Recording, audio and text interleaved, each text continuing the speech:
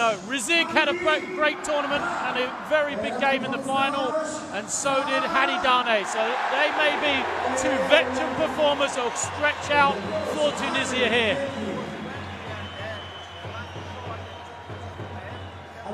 Okay, we're going to have now the playing of the national anthems for both teams, for Angola and Tunisia, and we're going to pause in the commentary for that. Thank you.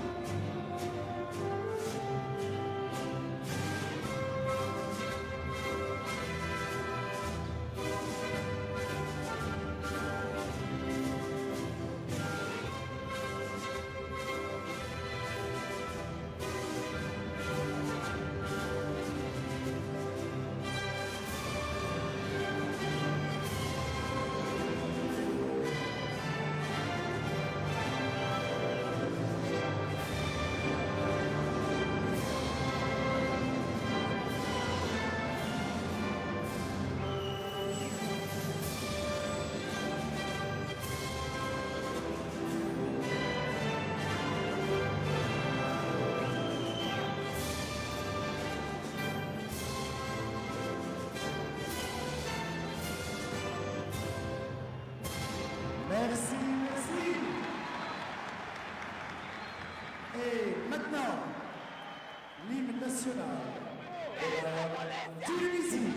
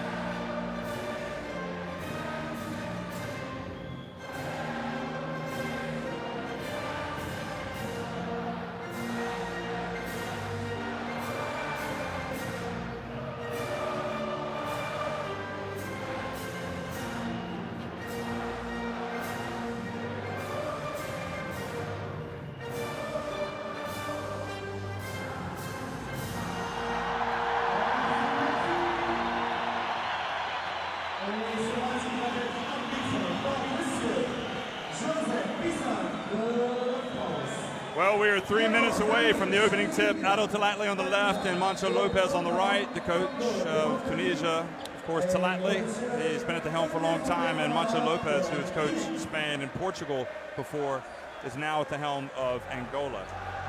And I suppose you'd have to say he's done a pretty good job. He's had to steer this Angola team through some stormy seas, and they have made it back to the semifinals. So we're in the Olympic arena here in Rades, just on the outskirts of Tunis.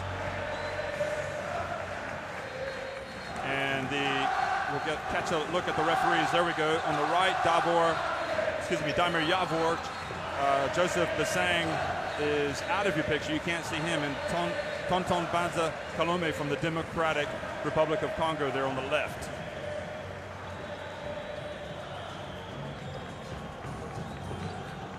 So it's interesting, 2 European referees for this game and 1 African. Now, the roster for Angola, Indo Niema, Armando Costa, the point guard, Carlos Moraes, the AfroBasket 2013 MVP. Fortes hit some big shots off the bench the other day. Leonel Paulo, Reggie Moore, Ambrosio, Yanni Moreira has been big. All of them have been big at times, as well as Braulio Moraes and Eduardo Mingus. You know, these guys have stepped up, and the starting 5 tonight will be Costa, Carlos Moraes, Paulo, Leonel Paulo, Yannick Moreira. So Yannick Moreira back in the starting lineup, and Eduardo Mingus. Now for me, Costa and Mingus are the keys. They both had their best game of the tournament. The pair of them both had double figures for the first time in the quarterfinal win. And for Tunisia, a lot riding on the shoulders of Omar Abada, the young 22-year-old point guard. Mourad El Malbrook, who hit the famous shot to beat Morocco, number 7. Michael Roll has been a good naturalized player for this team. Makram Ben Ramdam, he's had his struggles at the free throw line, but he's crucial. And of course, Salah Mejri, who had the famous block. He was the AfroBasket 2013 MVP. He's going to be, 2011. He's in the starting lineup with Ben Ramdam, Roll, Hadidani, and Abada. But the question with Mejri, a lot of questions about his fitness and whether or not he's healthy, if he has a shin injury. But he's going to start tonight. They really need him for this battle of heavyweights. Well, Mejri's key. He only had 4 points against Mali. He looked hampered by an injury. He's going to be fired up for this one. But these players here are the last 2 MVPs of this tournament. Carlos Moraes, MVP in 2013. Salah Mejri in 2011. You know, both of these players are relied on by their teams. Moraes has to shoot well from the perimeter. And Mejri, for a team which is not a great defensive team on the perimeter in Tunisia, he just covers those cracks with the way he can protect the ring. So there's Talatli, Saul Mancho Lopez. This was a team that won all of their preliminary round games 2 years ago in Abidjan, and when they were defending their title, and then they were upset by Egypt in the round of 16. Egypt, who had not won a game to that point. So they've had to navigate some tricky waters themselves this time, needing overtime to beat Morocco. And after that, they overcame Mali. I have to say, they weren't impressive against Mali a couple of days ago, but they've had a day off, and we'll see how that day off impacts both of these teams. So Morea and the Angolans and all of the Tunisians. There's Mingus of Angola, the veteran, member of the all-tournament team a couple of years ago. Mingus, one of the elder statesmen, power forward, 36 years of age. He's coming into this game averaging 4.4 points per game. And you see Michael Roll there, the Californian, the naturalized Tunisian.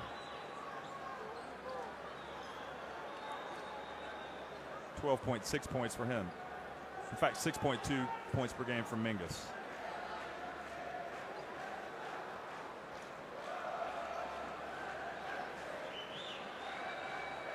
Hello, everybody, and welcome back to Tunisia. It's the AfroBasket 2015 semifinal between Angola and host Tunisia.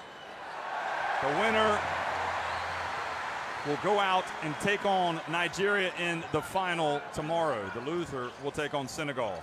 Nigeria winning that game in overtime. And the pass a little bit too hard for Salah Mejri. Now Costa pushes the ball up the floor quickly. And he steps out of bounds, so that turns it right back over to Tunisia. I like the positivity of Armand Costa, though. I think he's been too passive in the tournament. We saw him in the early stages of the quarterfinal be a lot more aggressive, and that set the tone for Angola. It gave them a good start, something they built on very well indeed as the game went on. Interesting. It's Mingus is going to guard Ben Ramdam, so he can guard him in the low post. Bada passes it off to Ben Ramdam. Back out to Roll. Now to Abada, and Hadidan's going to put up a three.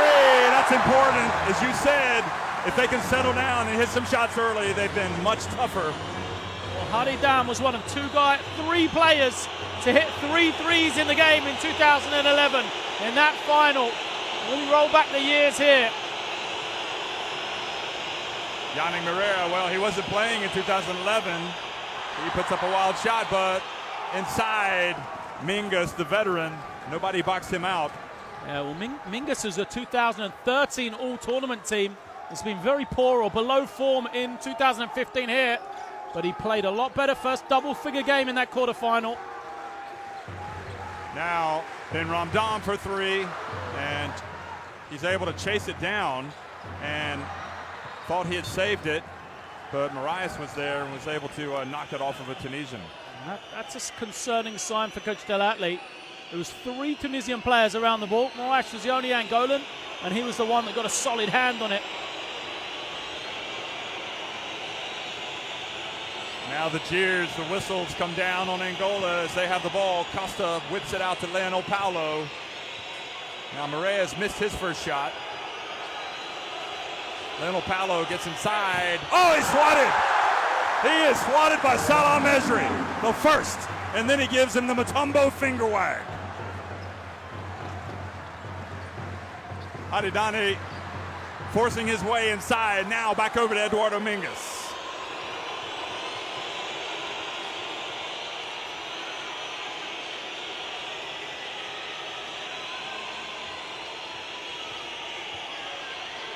Mingus tries to back up Ben Ramdam. He pushes him out. Yannick Moreira, that's good. The good ones keep putting him up. You can tell Moreira's already loving this situation, isn't he? Chance to go against Mejri in front of 14,000 people is a stage he loves to be on. So Angola now with their first lead. Salah Mejri left open, and the ball stuck. So the jump ball is over to Angola. I'm going to refer back to 2011, which was the last time these two teams met in AfroBasket a few times. But the one thing that stood out for me, could you believe in that game in the final, Salah Mejri, just 2 points, didn't make a field goal. There's the finger wag after the big block. So Moreira hangs it off. Now Mingus tries to back up Ben Ramdam. Ben Ramdam doesn't give an inch. Paulo. And Paulo charges. Good defense from Salah Mejri. He has come out defensively strong. Yeah, and that's what they need from him. He's got to protect the ring, like I said, because again, like the Angolan perimeter players will be able to break down Tunisia. He just protects behind them so well indeed. I didn't know how well he's going to be able to move and play, but he looks pretty good so far in the early stages.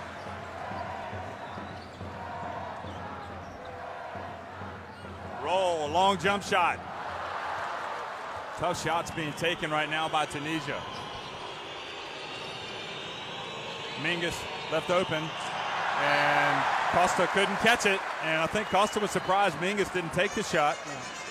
I mean, it wasn't a bad pass. Mingus could have taken it, but it was the fact the pass also went to the feet. That's why Costa really struggled to pick it up. Also, sometimes it's good to pass it around on that possession, isn't it? Yeah. Bada, bounce pass inside, and Ben Ramdam is fouled. So now we're going to see how he copes at the free throw line, where he had an almighty struggle against Mali the other night. He's come into this game, as you look at the replay, and he gets fouled by Lionel Paulo.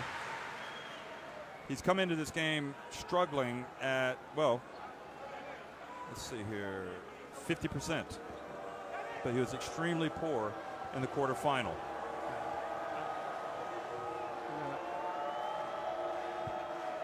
And he misses the first. Well, and it's not that he's a bad free throw shooter, but he's kind of become one all of a sudden. But the thing was, he hasn't even shot 50% for the last 2 games. 2 of 8 in the quarterfinal, 6 of 13 in the round of 16. And those first 2 misses are key once again. Wow, the great hustle from Salah Mejri and then Hadidan.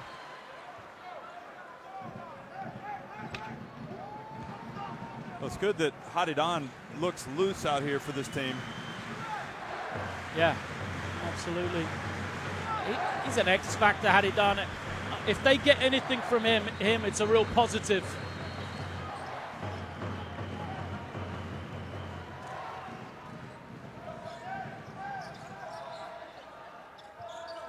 Ben Ramdam has not got it going offensively. He's missed the jump shot, the free throws. Now Hadidan, and ball bounces out. And at some point, Talatli will go to El Malbrook, the shooting guard, and bring him into the game.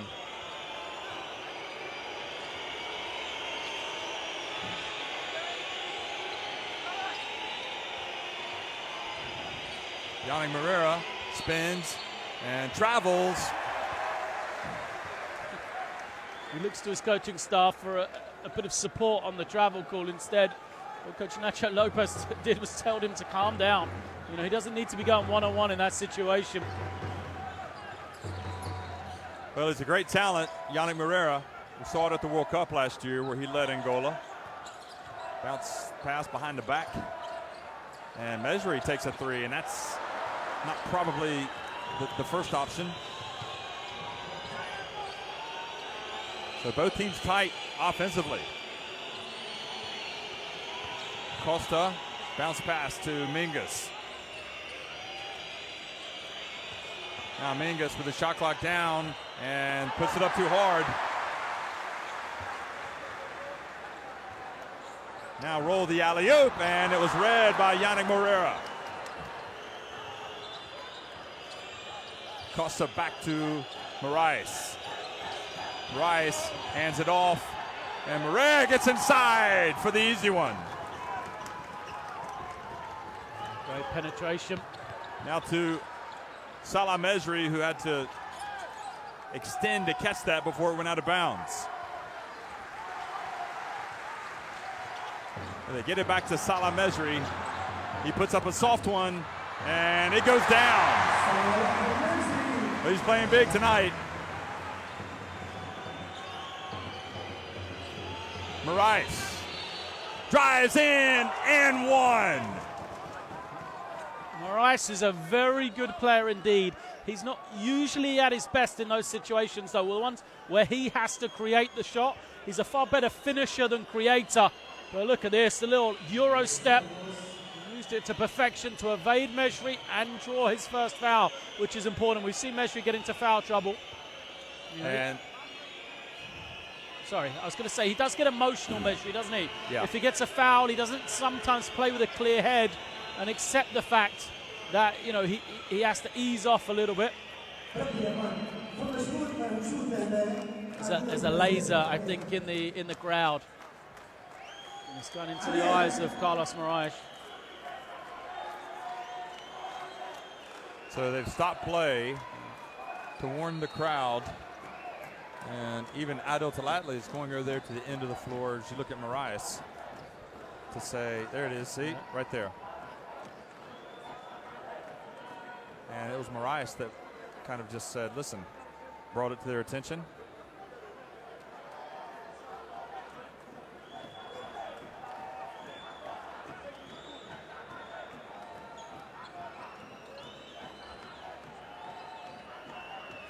So you're looking at the player who was the best player in the tournament 2 years ago, when Angola won the title.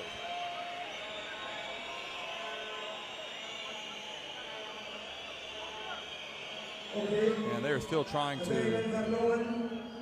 they're going to make an announcement about this laser, about getting it out.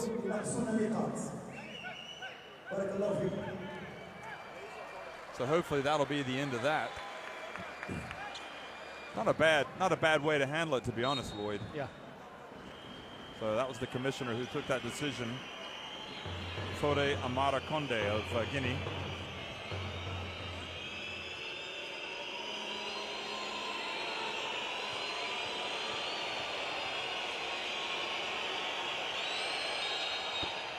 And he completes the three-point play.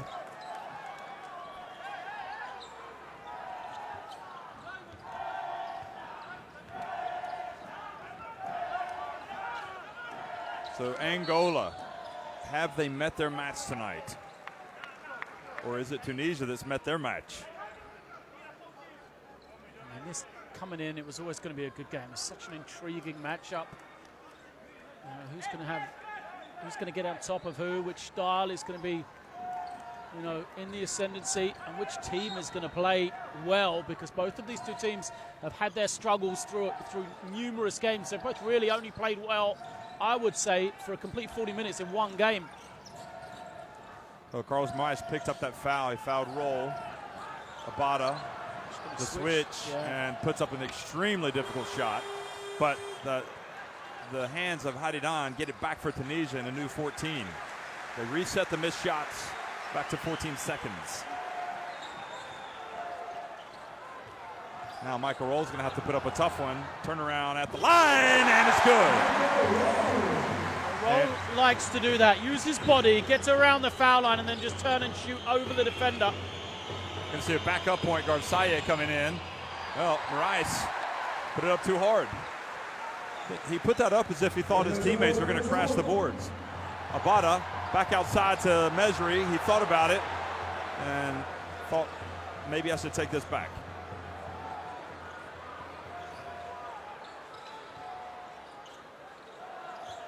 Now into Ben Ramdam.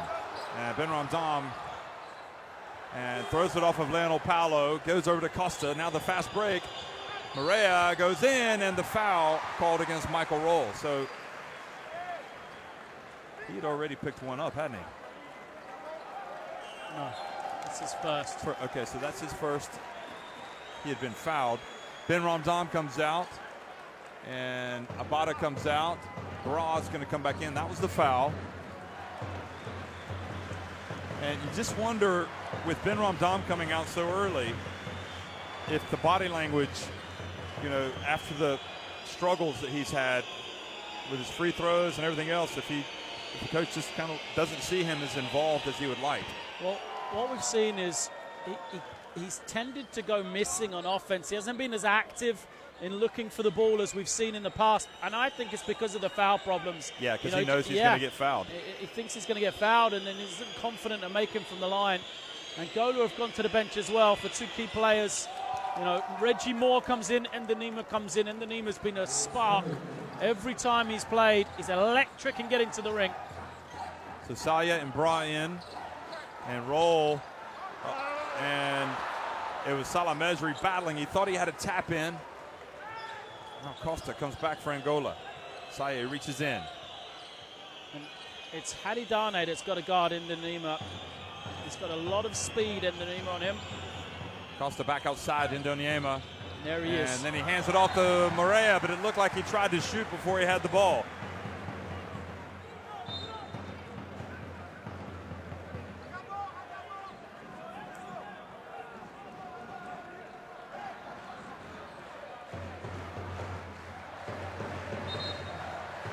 Here it is, watch. They just didn't quite catch it. Yeah. So turnovers, that's 6 turnovers now for Angola here in the first quarter. There's 2:29 remaining.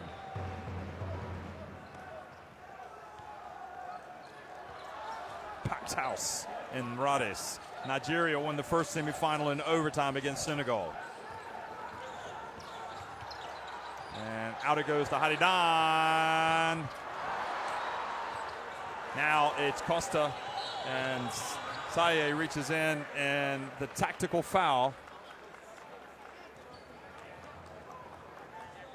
You can see they need El Malbrook to come in. They need somebody that's going to stroke the jumper with confidence, and they're going to bring in the captain, Razig, first of all. And that was,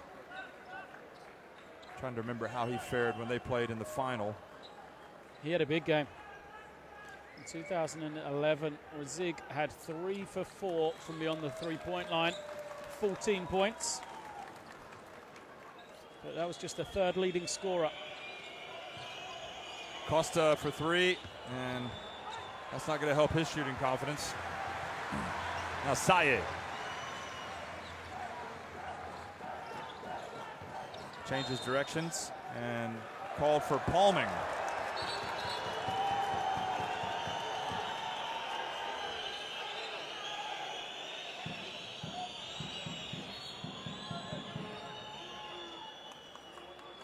I don't know what Adel Talatli, the Tunisia coach, is upset about, but he's complaining that his player was being held. Was it? What's this? Yeah, he thinks it's a foul. That's why there was a double dribble or a carry. Or was he upset with Costa slapping the ball away from Saye? Shouldn't think so. Just kind of a delayed reaction. Feli Thordo Ambrosio for 3. And that is questionable shot selection at its most severe, really. I mean, what is going on there?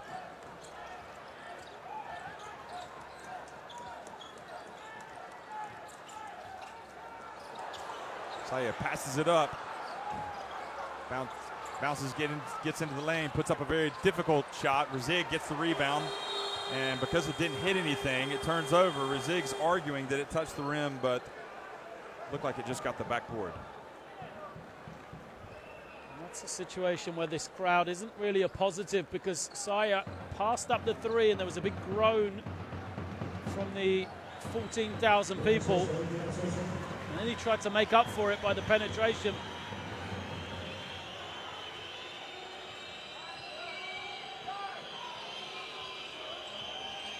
Rice gets some space, hits the three-pointer. I mean, you've got to make him a driver. He's a good finisher, but not a great finisher going to the ring, but he is a very good three-point shooter. Bra loses it into the hands now of Indoniema. Costa. Over to Morais, another one, and Salah Mejri with an authoritative rebound. Has to bring it up himself. I'm not sure how long we'll see Saya out there. He's at a shaky start. Now back to Bra, 7 on the shot clock. Nowhere to go.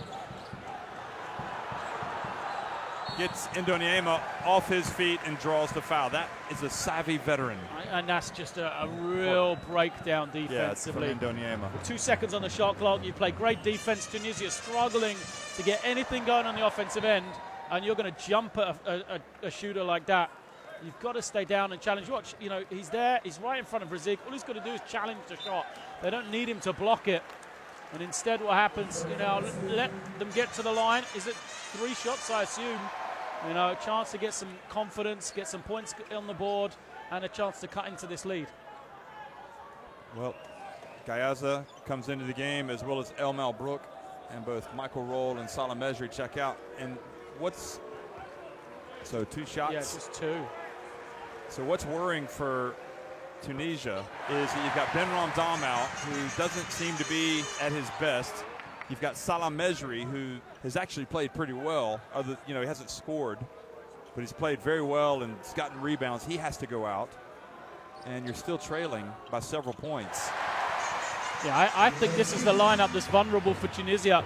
When you've got, you know, Ben Ramdal and Mejri and Roll out of the game, you don't know where the offense is going to come from. And the problem they've got is, at the moment, they haven't really got any offense before they've gone out. So that's the 4th foul on Tunisia. 10 seconds, a lot of time for Braulio Morais to be able to penetrate.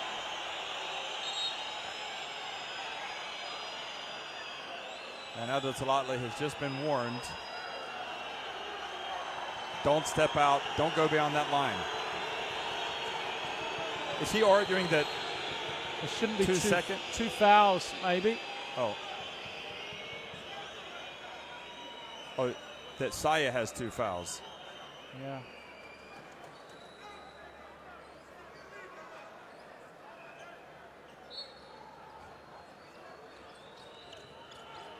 Well, having trouble inbounding the ball. Robert Fortes has come in. He's just gotten it to Braulio Morais, the younger brother of Carlos Morais. Yeah. And he draws a foul as he gets into the lane with 3.7 seconds to play. We went early. They're going to have to pick up Angola. Make sure they don't foul in transition, but it was a good move from him. Look at the hang. Yeah, absolutely spot on. Yeah, Gayaza hacked him. That's the difference with Mejri. If Mejri's on the floor, you don't get to the ring like that. You know, he just stands, he waits. The timing, his influence is so good in that position. Gayaza just doesn't have the same weapons that Mejri has. So Morais misses the first.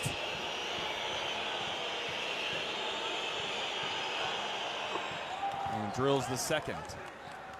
Saya tries to race it up and turns it over. And I'll tell you, I have to say, Lloyd, very shaky performance from Saya coming off the bench. And they're fortunate to be only trailing 15-9 at the end of the first quarter. Angola on top by 6.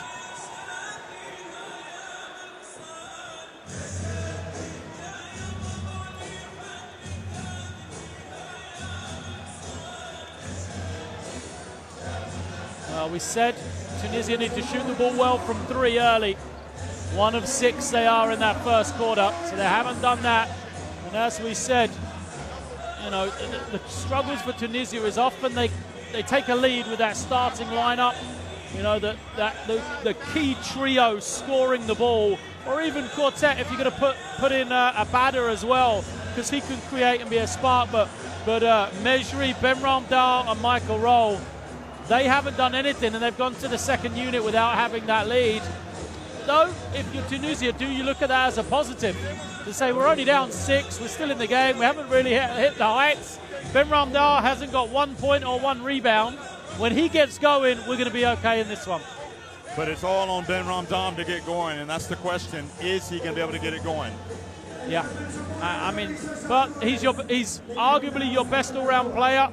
You almost have to say, we're going to live by him, we're going to die by him. You know, he's the guy that has got you here, that's done it before. You've got to trust in him, and that's the confidence you have to give to him.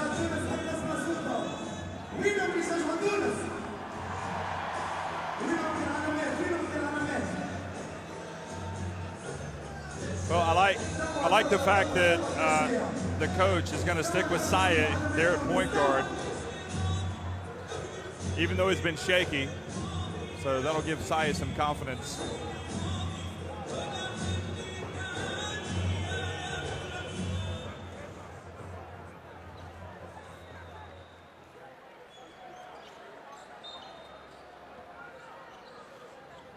One quarter in the books. Angola lead at 15-9 over Tunisia here in the AfroBasket. The second semifinal, Nigeria winning the first semifinal in overtime against Senegal. So which team will Nigeria play? And great defense from Indoniema. He reached in and knocked the ball away.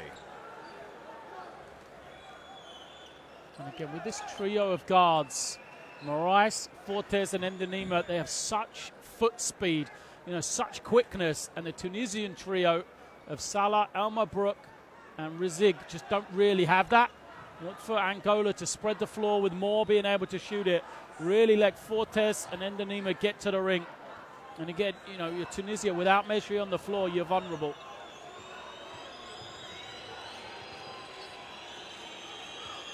Well, you can see Gayaza's made a couple of dubious plays as well since he's been out there. Now Indoniema, Rizig guarding him.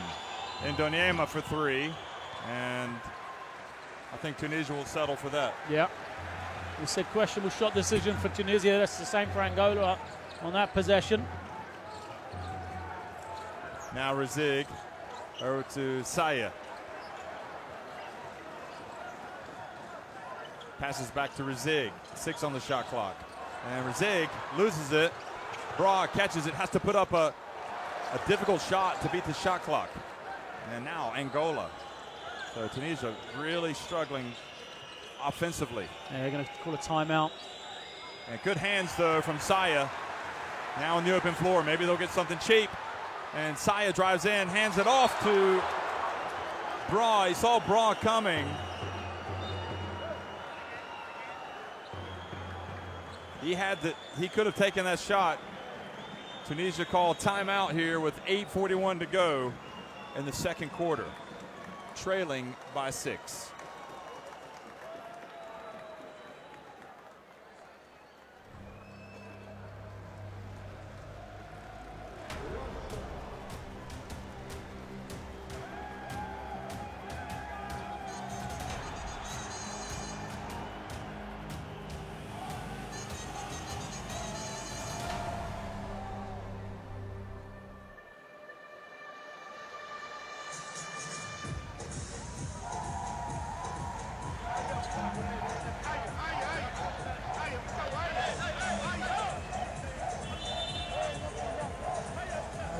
The stats are pretty even, Lloyd, when you consider that the big difference obviously is Angola shooting 50% inside the arc, and Tunisia just 2 of 9.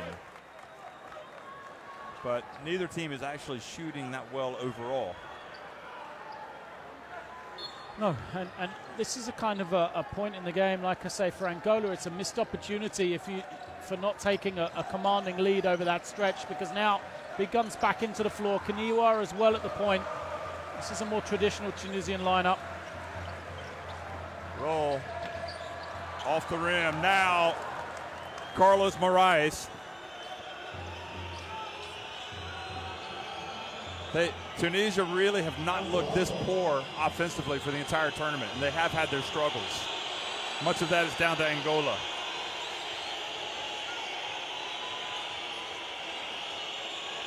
And Tunisia's defense right now is keeping them in the game. Moraes puts up a long one and goes out of bounds.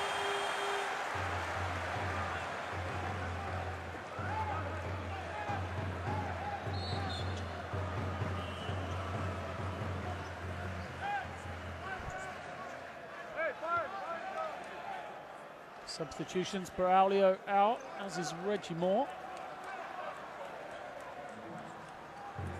Back in comes Moreira and Costa back onto the floor. So both teams struggling from the arc, as you could see with that graphic. So big time here. Mesri's had his rest and roll two. El Malbrook. And the long rebound. Mesri thought about it. El Malbrook goes down the lane, gets it off to Ben Ramdam, and that's what they have to have. And now the question becomes one of free throw shooting. Yeah, but as soon as he gets it with the chance to score, foul comes from Angola. Send him to the line. He's going to have to make these free throws.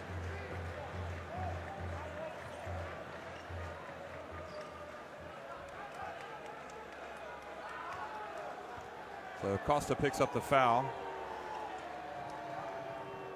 That was better. We'll see if he can build on that one.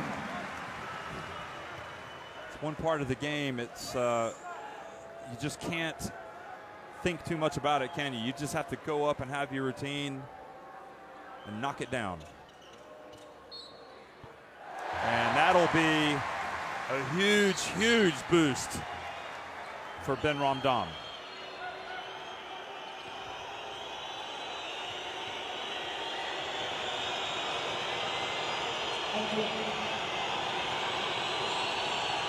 So now the defense with Kaneowa guarding Costa, trying to lift Tunisia.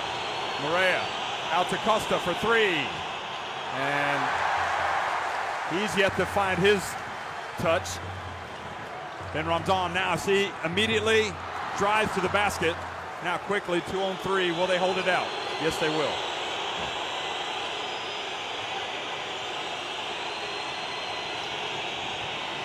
Rice to Moreira, puts it up, no good, but the offensive rebound and put back from Felizardo Ambrosio. That's a tremendous finish from Ambrosio. Falling to the floor off balance. He made it look quite easy. Mesri with the three, tried to bank it in, although I don't think that was the intention.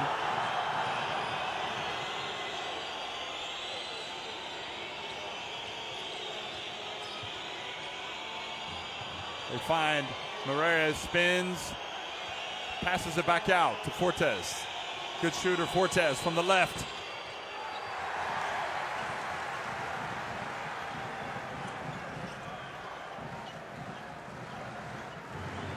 No field goal in the last 7:34. You can see it's ticking for Tunisia. And that was a long way behind the arc. I mean, it's a 2-2 game in this second quarter. Not far off halfway through it. Tunisia missed their last 8 threes, just 1 of 9.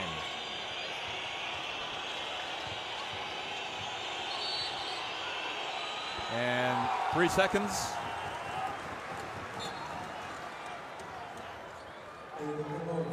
So once again, timeout on the floor with 5:41 to go.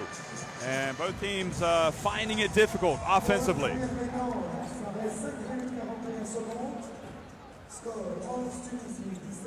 It's not that they've not been getting shots, especially Angola. You know, they've been getting looks at the basket. They just haven't been able to make them. Tunisia, you know, just getting clean looks is harder for them. Everything is rushed. Yeah, and again, Ben Ramdam has got to be the key. And so we saw the stats for Tunisia. Look at Angola. They've missed their last, several threes as well. They're just 1 of 9, and they've settled for the 3 for a team which isn't shooting it particularly well. Outside of Moraes, really, he's the guy that hit the 1.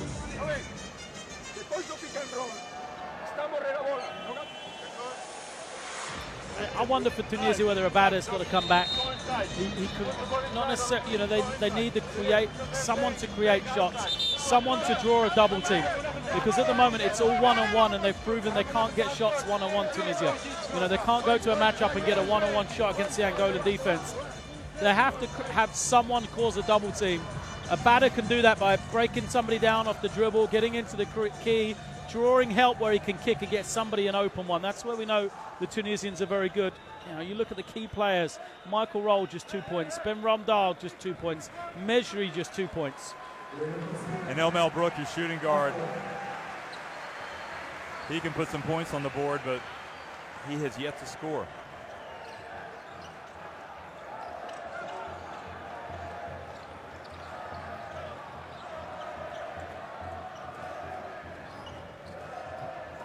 Kaniwa, and fouled by Costa near half court.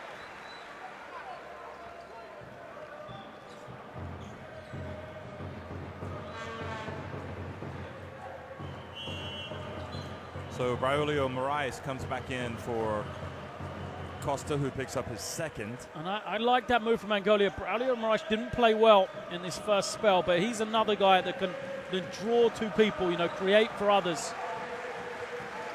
In a time when you're struggling for offense, that's important.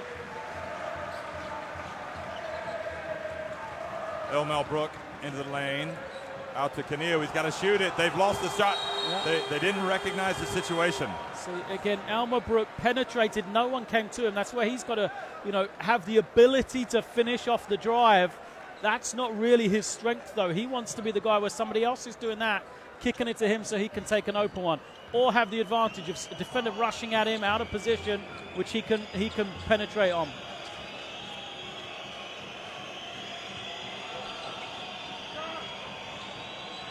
Midway through the second quarter, and both offenses grinding to a halt.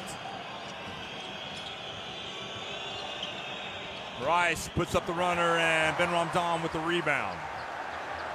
Now Mel Brook in the open floor, pulls up at the line, and appeals to the referee, and Salah Mejri with the hustle is able to get it back for Tunisia.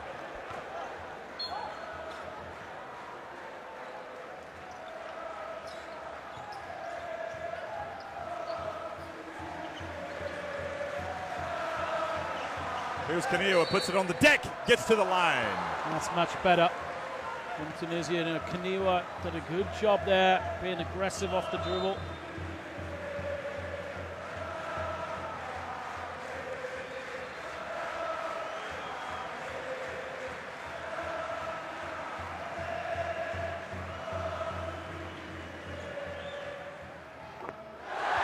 So that's a good sign for Tunisia to get somebody else to get some penetration and to get to the line. Vital free throws. Makes both. He looked good on both of those. So back to a 4-point game. So despite their struggles, Tunisia are locking down on defense and giving themselves a chance here against Angola. Rice, baseline, hands it off. And beautiful finish from Mingus. And the difference is Moraes penetrated. Everyone went to him, didn't they? So Mingus, all he's got to do is get the finish. He doesn't have to create any type of shot. He's just relied on to score. Ben Ramdam wide open. Rice. Good numbers. Rice got a kick ahead earlier.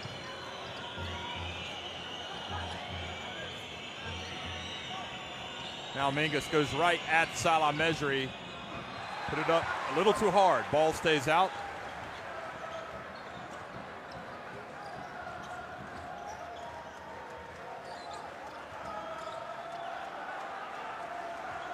Salah Mejri goes right at Moreira. Puts up the left-hander.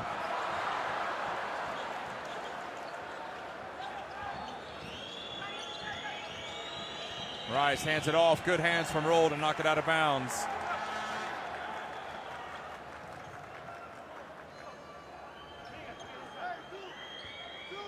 Field goals, Tunisia shooting 13%, Angola 32%.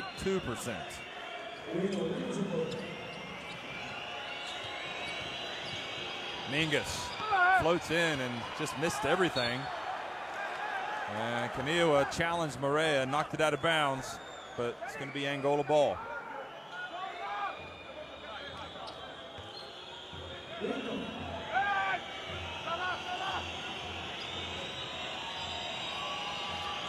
Fortes, count it! A big shot and a rare three in that first half for Angola. You've got to believe they'll start hitting sooner or later because they do have good shooters. Tunisia do not want to be on the back of a margin when they do start making their mark.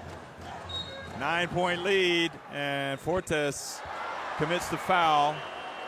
That's 4 now on Angola.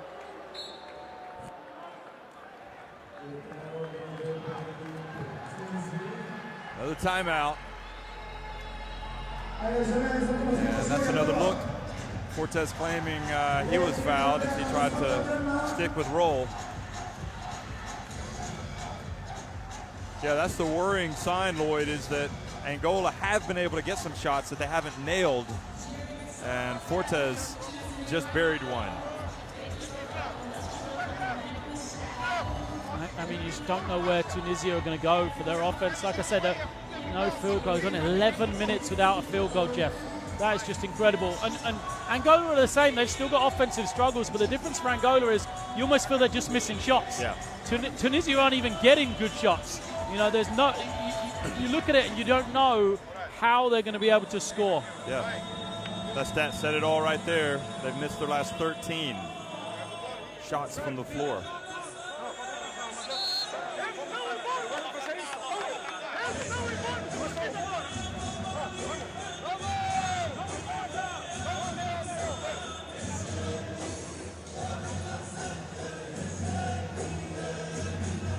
The winner will face Nigeria in the title game. And the winner of the title game will qualify for the Olympics. The fans can hardly watch. They can hardly believe it, how badly their team is struggling. When they've got the ball, they just don't seem to have any options right now.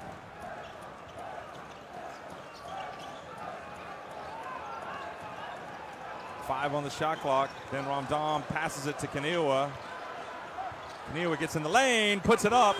And Salah Mejri gets the rebound. And he looks, maybe he could have pulled it back out, but he had the ball down on the low block and wanted to score. Now Marais again, three. And the tip up is good for Maria. Moncho Lopez is delighted on the bench, applauding his team. The real Angola is showing up. All that experience, so many years.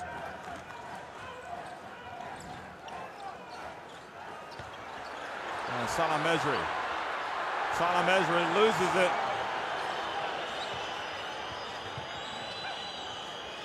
Watch out, Fortes is going to be open on that far side. Nice holds it. Into Maria, floats in. Oh. Mejri's not even in the picture yet. There you see him. He's not moving well. Roll into the lane. Nice dump to Ben Ramdam. Finally, someone breaks down the defense and drew help. And it was Michael Roll. He's another guy who's just been anonymous in this game, Roll. Marais. And Maria gets it back. Puts it up. It rims out.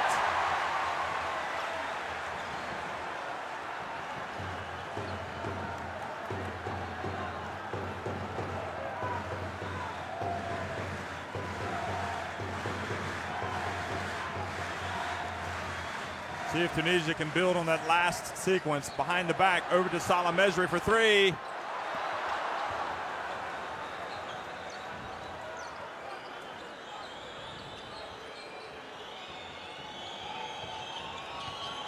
Rice inside, throws it right into the hands of El Malbrook. He gets it up quickly to Kaniwa. who puts it up off balance. And Ben Ramdam fouls. And that they were so desperate to get a shot, a good look at the basket, that he put up a lousy shot, basically with his back to the basket almost. Yeah, he was just trying to get to the line, wasn't he? He didn't have the confidence that he could finish against Moreira. Yeah, you're right. Yeah, he was just trying to get to the line, yeah. And when it doesn't come off, you know, when you're struggling for offense like this, so you just got to take it. Let the defense make a play. Timeout for Angola to draw up the final play. So 17 seconds to go here in the first half. Angola on top by 9, and a timeout.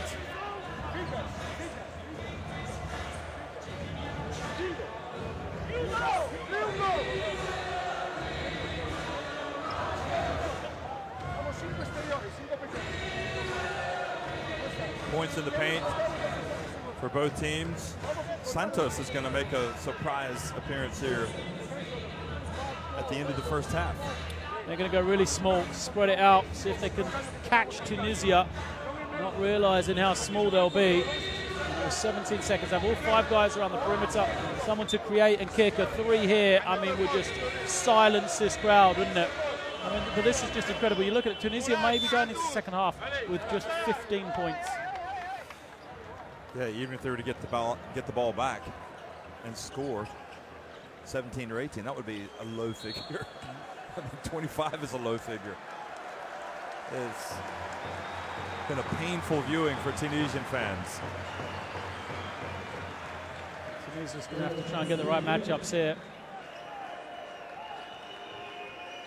There you go. So Santos spots up in the right corner. Fortes in the left, and now Moraes tries to take on Michael Roll.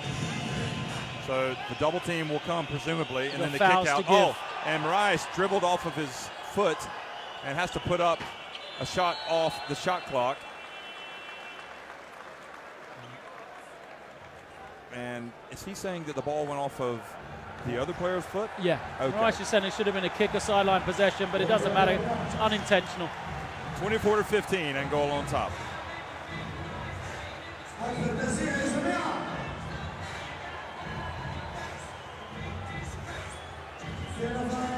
Well, it's not been a thing of beauty.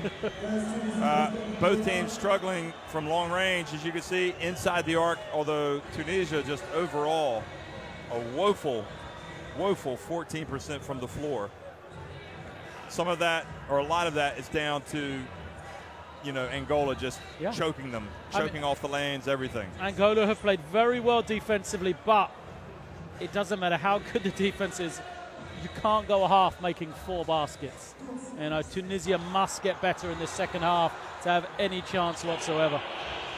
24-15, Angola on top of Tunisia.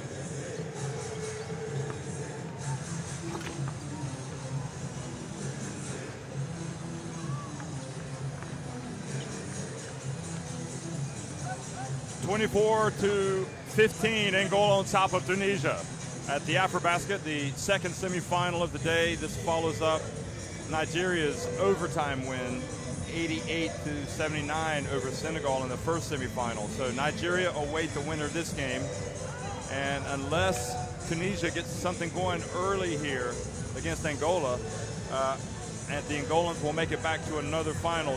They have won 11 of the last 13 AfroBasket finals. Well, Lloyd, we're just wondering how can Tunisia turn this thing around? That's a great question. I mean, they've got to get the problem they've had is their offense hasn't created shots. The Angolan defense has done a very good job of taking that away. That man right there can turn things around. That super Tunisian fan. What they're going to do is play with that energy right there. But, you know, the offense hasn't created shots for Tunisia. When that doesn't happen, then you've got to go to individual play. You've got to go to individual matchups. You've got to go to one-on-ones. You've got to go to somebody who can create a shot on his own. And Tunisia just haven't had that at all. You know, for me, there's a couple of things. I go small. I go with Michael Roll. I think Abada's got to be on the floor, and then one of Kanua or Elmer Brook rather than Hadidane. I think that just the creation between those three is better. And then, you know, I think Michael Roll has to try and do something. Down the stretch of the overtime game against Morocco, he was the guy they went to, you know, and then somebody needed to be in the locker room as well at halftime. Having Ben Ramdal in the corner and said, you know, if you don't come to play in the second half, we're not going to win this game. You know, we don't care whether you go 0 for 50. You got to step up and just try and take it on yourself, because right now he's been kind of a third string. He hasn't been the go-to guy, and he has to be for them. He's got just 4 points. You know, when he plays well, they play well. So I think they go to him. So Malbrook, Kanua, Roll. They got smaller. I think Abada. You know, Abada's only played 7 minutes for Tunisia. I think he can be the guy that breaks people down, that creates a shot for others, that can draw 2 defenders from him. But I like the fact they're going with these 3 guards.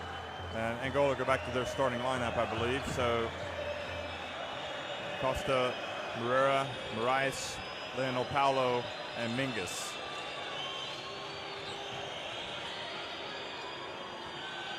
So Moraes gets in, dumps it to Moreira, and swatted.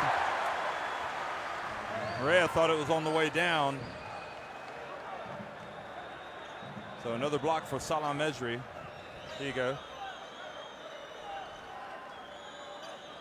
Ooh, looked like it was on the way down. Yeah, maybe 5 seconds on the clock now. Moraes for 3, that's off. And Mejri's been everywhere early. He challenged the 3, and then he was the guy that got the rebound. Yeah, you only host an AfroBasket once, most likely in your career. You want it to be a good one. He's bringing it all tonight. Salah Mejri. Roll was fouled out on the perimeter by Leonel Paulo.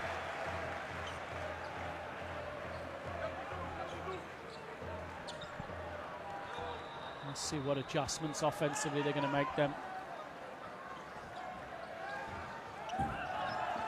Now Roll is going to probe his way, and he has his shot blocked by Morea. Yeah, I'm not sure that's the best shot. It's going to be a foul on Mejri. Yep. That was kind of falling away. I like Roll being more aggressive, but you know the problem they got is that what Angola have done is they've switched everything, and by switching everything and Ben Ramdan not posting up, they've almost said we're going to allow Salah Mejri to score on us in the low post, which he hasn't done so far.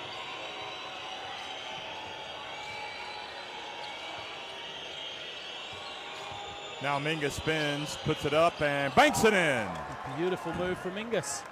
You know, kissed off the glass, and Mejri, look, Mejri's done. He's not good. So Salah Mejri bends over.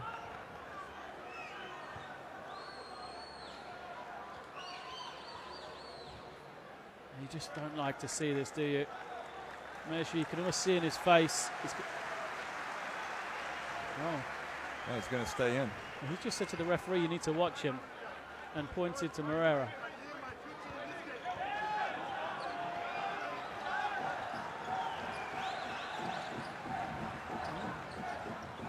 Well, at least Tunisia know they've got Mejri out there. Yeah.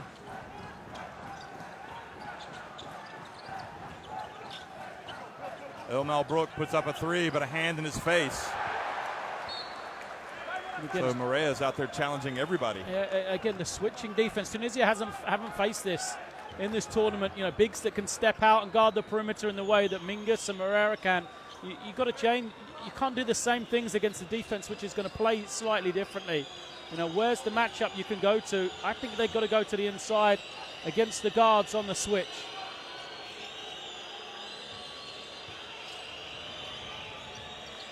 Morea puts up a jump shot, and Costa chases down the ball.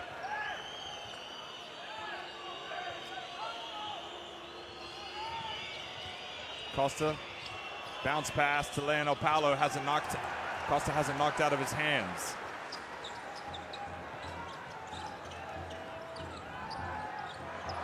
And Roll has the ball tipped, and it goes out of bounds with 16 seconds left. Boy, I tell you, Angola were teetering with elimination in the round of 16 against the Central African Republic. They won that game with a late go-ahead shot from Yannick Moreira with 4 seconds left. It's interesting how you can just live to fight another day. Now Kaniwa drives in and puts it in.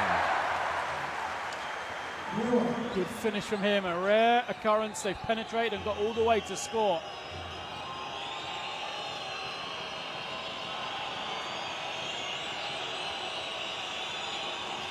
Now gets it back to Yannick Moreira, and he traveled. And to add insult, he missed the dunk.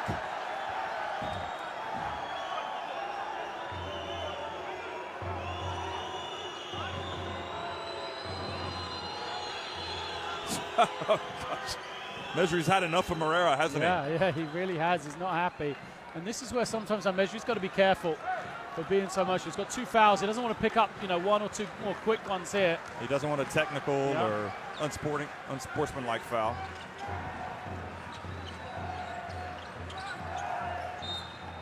Kaniwa, and a push on Costa. So he fouls, is it Ben Ramdan? Braulio Moraes comes into the game. So we'll have 2 Moraises on the floor.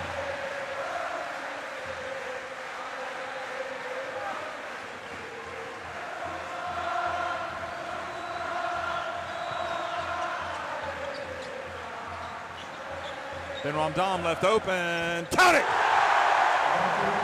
Well, that's a positive development. The thing is, this game, even with their struggles, they only trail by 7 now. That's not a large lead if you're Angola. You can't think you got this game won and stop playing. Well, Leonel Paulo gets it to Mingus. Now he's got a mismatch with Roll and just shoots it over Roll, even with Ben Ramdan behind him.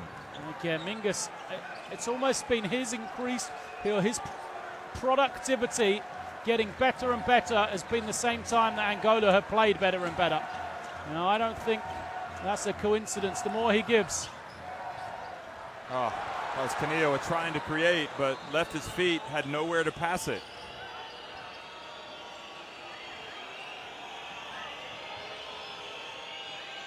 The 9-point Angola lead. Mingus just scored from this very spot. Now he turns to his right. Out to Braulio Moraes. And Leonel Paulo was in there for the rebound.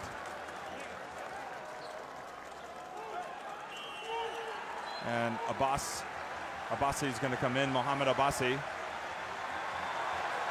And he waves his arms to say, we've got to get into it, people. So he brings out Ben Ramdam.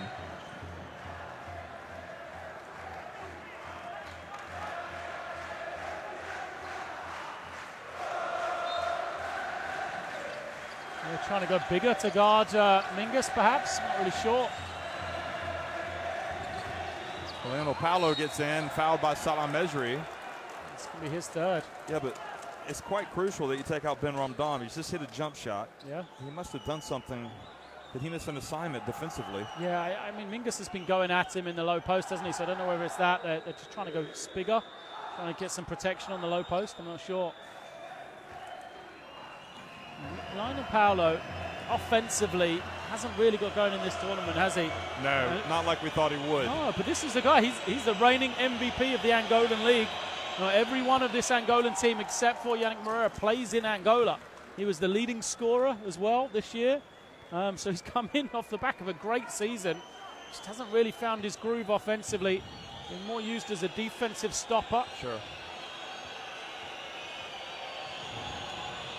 So it's a 10-point lead. And Paulo now takes it back to 11. It's not panic stations yet for Tunisia. Long way to go, but they are finding it awfully difficult right now against Angola's defense. Abbasi, well, Mingus reached in. Looked like there was a foul there. And traveling was the call. Now Ben Ramdam is going to come right back in. So for Salah Mejri. Here it is. Look at it again.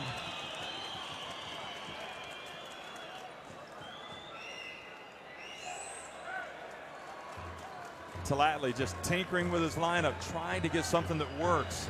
Gayaza wasn't that impressive in the first half. Reggie Moore has come into the game, number 11 for Angola. For Moreira. Now, Moraes.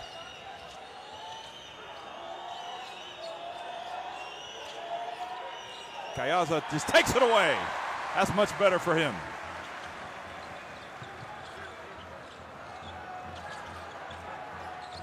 Bounce pass to Gayaza. And the offensive rebound, Ben Ramdam. Starting to spark to life. 4 points in the second half.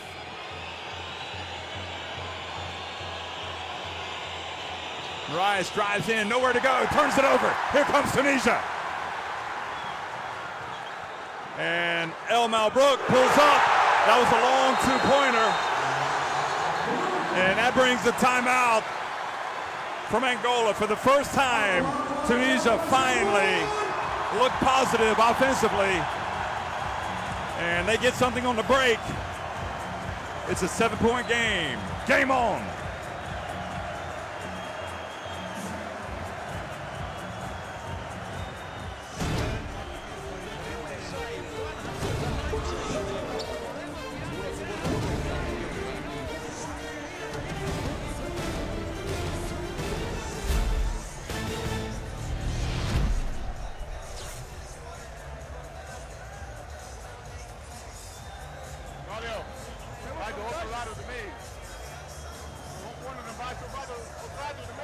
So here's the question now, Lloyd.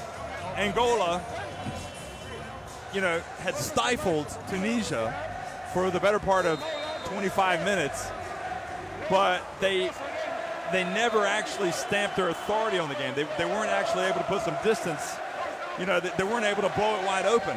and Tunisia looked vulnerable, and now they've got a second life. Yeah, I mean, they've always left the door open, Angola, but they've still got to remember that the lead's 7. You know, Tunisia have still only scored 23 points. Yeah, the crowd's into it. Yeah, they're excited. But at the same time, it's not like they're on the back of an 18-0 run and they're losing now. They've still got, you know, a decent lead. They haven't shot the ball yet, well yet, Angola. They've still got a lot more to give as well. So, Mancha Lopez has brought Felizardo Ambrosio into the game for Mingus. And he's also inserted Indoniema for Moraes. I think guys like Indoniema, they need to get to the ring like this. You know, that penetration. Good help from Ben Ramdam. And 3 seconds was the call from the French referee.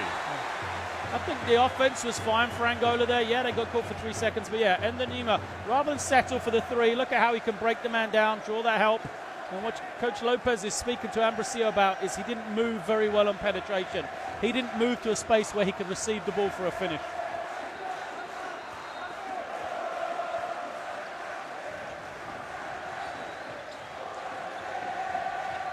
Kaniwa dribbles up top. Oh, and Indoniema read the pass and goes in for the two-handed junk. I mean, plays like that just break the back of the game. They silenced the crowd once they started to find their voice.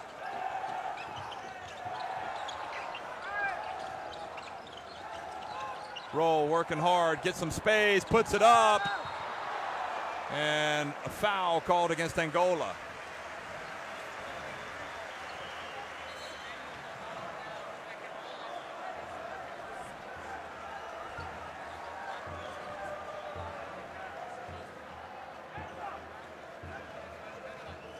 Well, one of the plays of the game, without question, certainly here in the third quarter.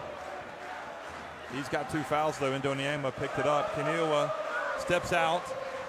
Abada, the starting point guard, has come back into the game. Salah Mejri having to watch. We're not sure how fit he is with the shin. Roll loses it with 5 now on the shot clock. They've got to hurry. Abada, roll, puts up a jumper, good! Boy, that was making something out of nothing. Yeah, but did you see the influence of Abada? He was the guy that penetrated enough to bring 2 defenders and got Roll that little bit of freedom he needed. And good hands.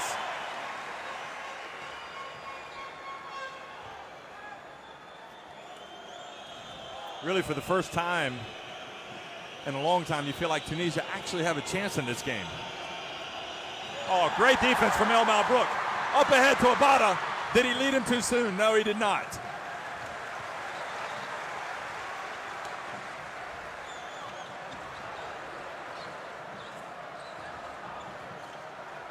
Under 3 minutes to go in the third quarter. Roll. He's just hit 1 jumper. Tried to force one there where there was nowhere. No pass to be made there. Lionel Paolo over to Reggie Moore. And Roll is in position but mistimed his jump. And a foul called on Tunisia.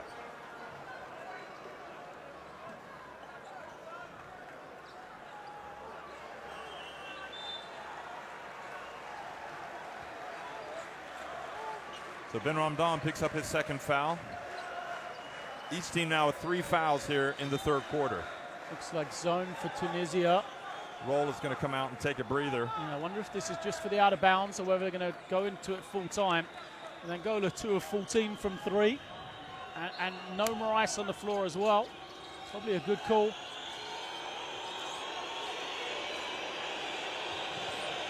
And they get inside to Braulio Moraes, and he puts it in. It's a tremendous drive from him. You know, there was no real options on. He just made something out of nothing.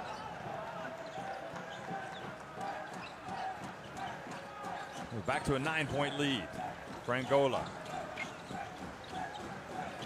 Ben Ramdam gets inside, puts it out to El Malbrook. Count it! The hero of the game against Morocco. Starting to heat up.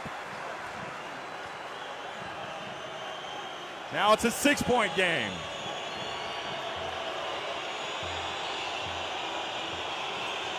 Braulio goes to his right, whips it to the Lionel Paulo. They get it to Indoniema. Over to Reggie Moore in the right corner. Good! How's that for an answer? Beautiful team basketball by Angola. They didn't rush anything. They didn't force. Always under control. They got it to the right man in the right spot. Inside to Gayaza. Well, Angola fell asleep there.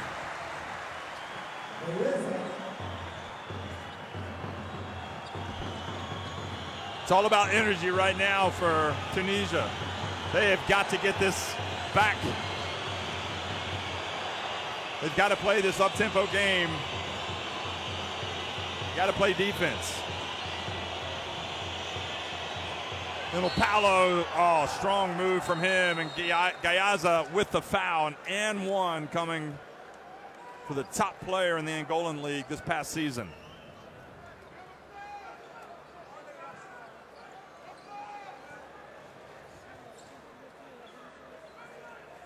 That's just a hell of a move, and you know, the last couple of plays, the one from Rice, then that move from Paulo, that's what Tunisia didn't have in the first half. They've run a play, it hasn't worked, everybody's looking around, what's going to happen? And they've just taken it on their own and got to the ring and they've scored.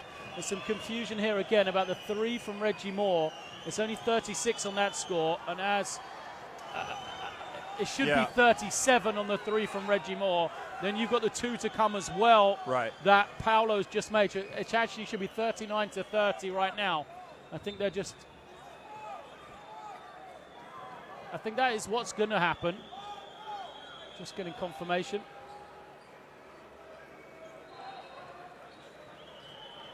Well, they've had some scoreboard issues in this tournament.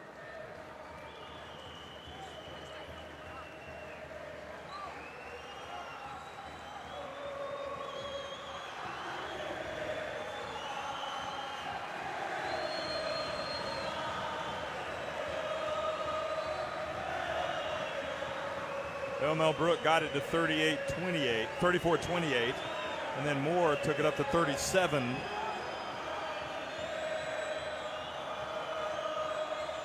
then follow Gayaza's shot to make it 37-30. Lionel Paulo scored to make it 39-30. I don't know why they can't add this up.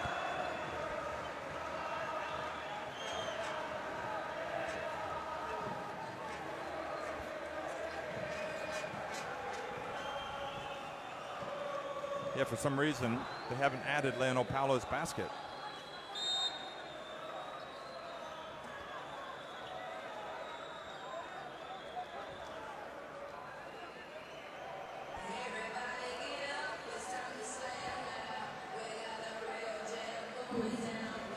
Well, they're going to call an official timeout, send the players to the bench as they try to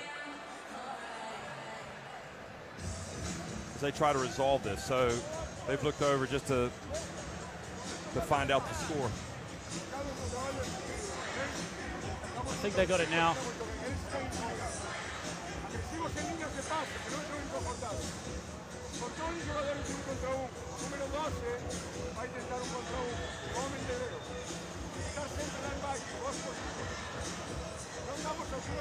Still trying to get it sorted. They should be putting 3 points on the board. Yeah, I think that's the confusion. Perhaps it's the Reggie Moore added the Reggie Moore three. Yeah. I tell you, you got to have somebody on your bench checking the score, don't you? Always. Yeah, and credit to Angola. They've got a number of staff here. They were on point. So it's gone to 37 now.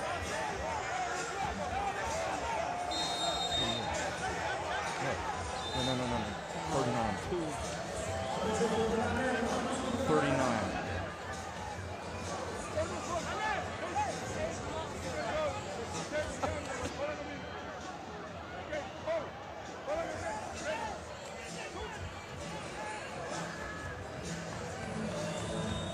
This isn't right.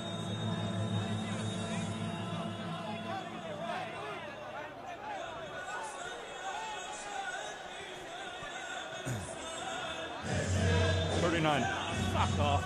39. Get it right first. Don't worry about that. It's wrong. It's 39.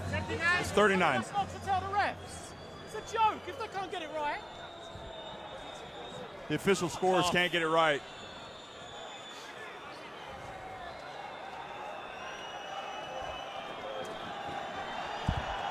There it is. It's 39-30.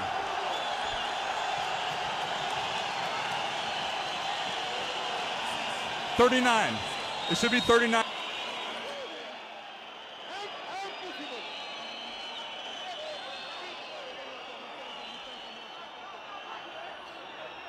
Well, a little bit of chaos ensuing here in the field.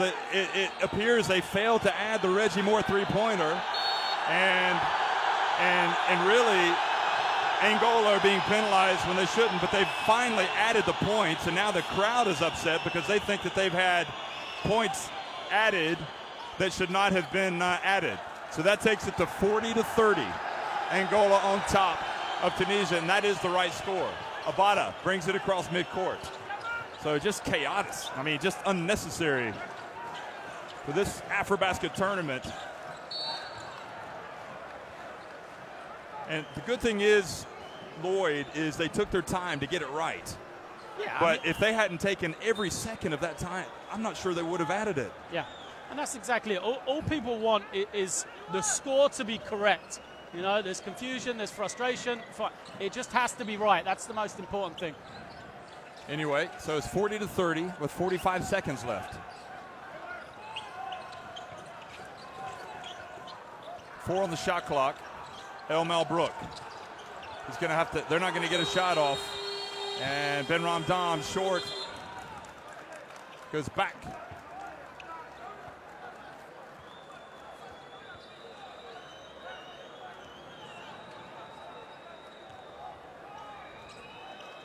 So Felizardo Ambrosio.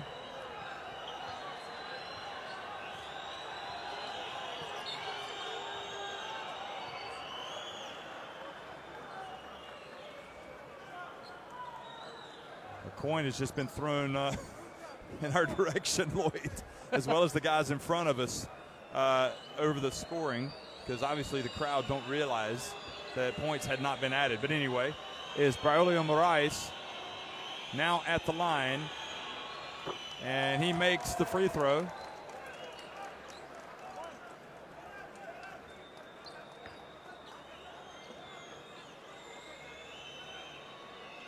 (41-30), and he makes just one of two. And Ben Ramdam with the rebound. The final 26 seconds of the third quarter. Apologies if we kind of cut away there, but there was a lot of madness around us, people coming up and trying to sort out that situation. Anyway, Elmel Brook. Reggie Moore reaches in. Get it back to Gayaza, open at the line, and he hits a jump shot late in the quarter here to get it back to 9. And Leonel Paulo puts up a desperation shot, or Roberto Fortes does, and misses. So it's 41-32 in favor of Angola. This was the Gayaza jump shot at the line. 41-32, Angola lead it with 10 minutes remaining. Well, what's perhaps gone unnoticed is the ability of the bigs from Angola to switch out on the ball screen. I mean, what a job, every one of them. They don't really have a player in their lineup that can't guard the perimeter really well, and that's exactly what they've done today. They've been able to switch out, guard the perimeter extremely well from Tunisia, and that's really helped. I mean, that's a big factor for me in the way that this game has gone.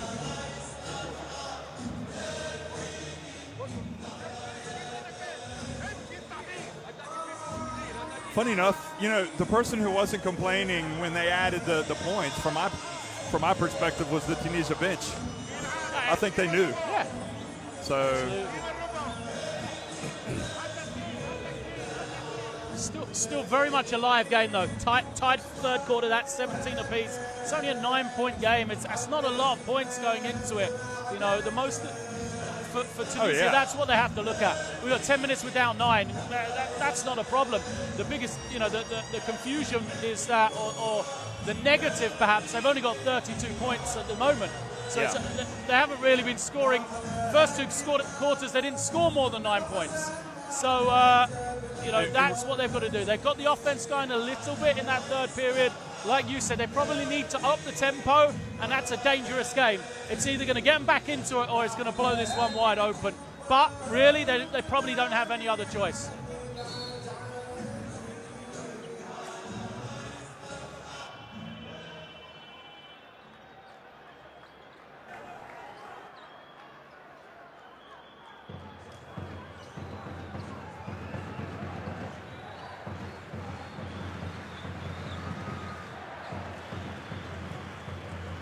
So 9 points, the deficit, and Tunisia's title hopes hanging in the balance here. They need to mount a comeback. Angola, meanwhile, showing why they've been champions 11 out of the last 13 editions of this event.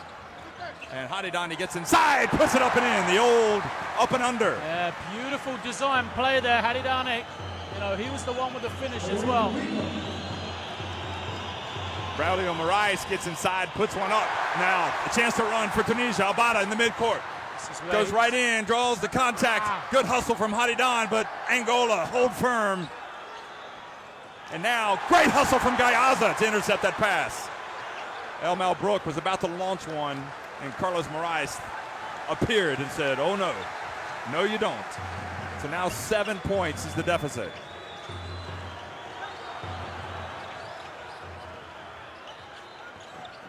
El Malbrook draws some contact, and he gets the foul from behind by Moraes. You need somebody to step up, and El Malbrook is stepping up. Well, he's proven that in crucial times, he can be the saver for Tunisia. Can he do it once again? It's a beautiful offensive play. He was the one that created the contact. He's the one that goes into Moraes to draw the foul. And he adds the bonus as well. Wow, a 4-point game now. What a start to the fourth quarter for Tunisia. Absolutely. They look dead and buried at certain points in this game. Just didn't see where it was going to come from, but all of a sudden, there's life. There's life in those Tunisian high tops. Lionel Paulo dribbles around, loses it to Ben Ramdam, and the kick turns it over to Tunisia. Look at the effort of the Tunisian players. Second time already, we've seen him get on the floor. Ramdam this time. What was it before? Gayaza. Almost a goalkeeper's save diving in. Yeah, wrong sport. Yeah. Well, there's no substitution for effort. You'll take that. But what the effort has done is inspired this crowd once again. They want to explode. A score here, this place will erupt. Hadidan off the back of the rim, but Abada gets it back to Hadidan after the rebound, and Hadidan gets fouled, I believe, by Paulo. Lionel Paulo or Ambrosio. Well, you just wouldn't have believed it, would you? The chaos. Well, that's the thing about it. It's such a low-scoring game that just a spurt of a few baskets gets you right back into it. 5 points for Tunisia doesn't seem like a lot, but it's gone from having them essentially be out of the game to right back in contention now. And the Olympian, who was fouled by Felitoro Ambrosio, that was his first foul, makes the first. And the second. 41-39. The crowd is into it. These two teams trying to get to the final to face Nigeria. Tunisia extending their defense. Over to Moore for three. He shoots an air ball. And now the pressure's starting to build on Angola with this crowd. Missed opportunity for Tunisia. Ball didn't hit the ring though, so the shot clock's only at 10. Good spot. That's plenty of time to get one off, but Tunisia's defense, they're turning it up a notch. Now Murray in the corner. How will he react in this situation? Moore for three. And bounces over the backboard into the hands of Hadidane, who brings it up. And he's bringing some life. Yeah, he's an inspired man, isn't he, Hadidane? Now El Brooks, somebody's got to be open, the double team.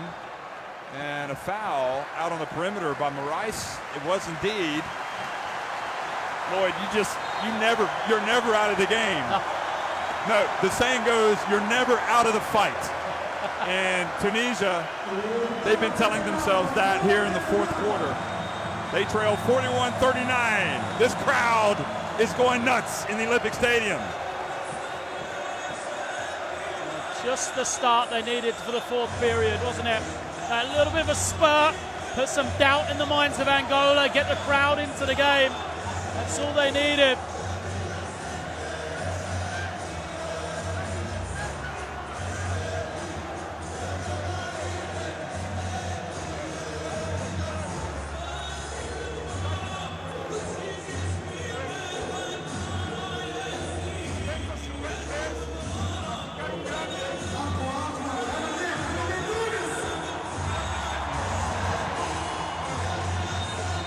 Look at the points from turnovers, pretty even for both teams.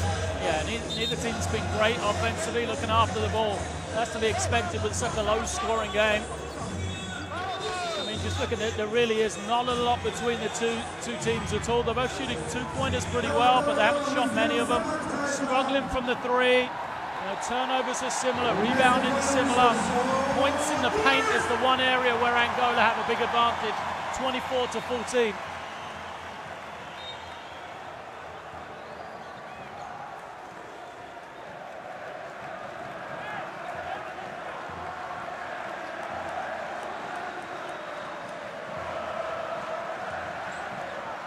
Zone from Angola, first time we've seen this. Well, they're just trying to disrupt Tunisia, get him out of the rhythm. They find Hadidane for three, or maybe had his foot on the line, but a foul called against Angola. And why is Angola kind of falling apart just a little bit? Let's see. I mean, the crowd noise is the same. Yeah, it's just the effort from Tunisia. But playing with a lead as well. You know, you do tend to tighten up. You're just waiting for that scoreboard, waiting for the time to tick away. El Brook from the corner. Paolo got it though, didn't he? Well, he got a hand in the face. I think he got the ball, so it should still be Tunisia's. Yeah, still Tunisia ball, but with only 6 seconds remaining. And Talatli is going to call one of his timeouts. Yeah, it's his first one of this second half, so he's got, might as well use it.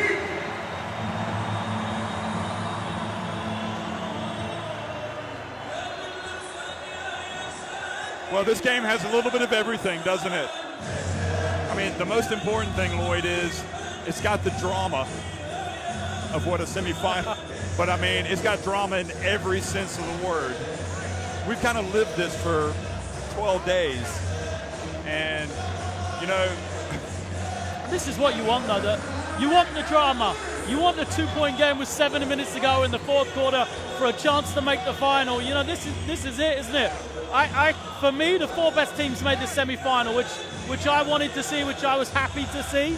You know, and a matchup like this is what AfroBasket's all about, isn't it? You know, Angola versus Tunisia, the 2 winners for the last 8 editions of this tournament, the last 16 years battling it out to make a place in the final. You saw the no score for Angola from the last 3 minutes and 11 seconds. And their fans are now in for a nervous finish.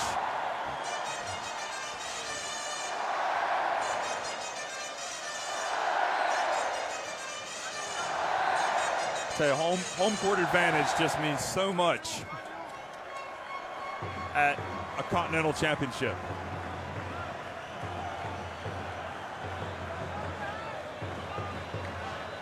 Hadidane's, or Ben Ramdan smiles.